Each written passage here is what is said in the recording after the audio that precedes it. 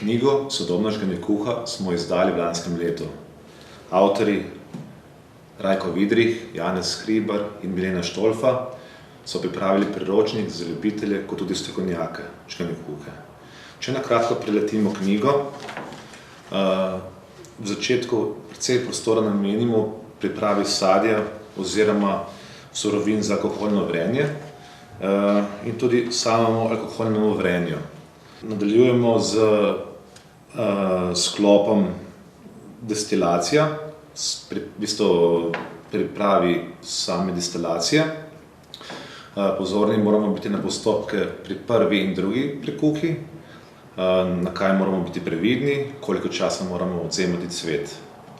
V poglavju Določanje vsebnosti alkohola in redčenje žganja se srečamo s pripravami za merjenje vsebnosti alkohola in pa preglednico, kjer je podana vsebnost alkohola.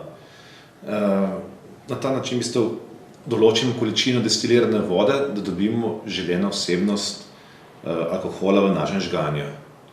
Pomembno se nam je zdelo tudi, da opišemo žganjo kuho kot dopolnilno dejavnost na kmetiji, kako registriramo samo dejavnost, katere so naše obveze pri tem, skratka vse v zakonodaji, ki je namenjen za samo žganje kuho.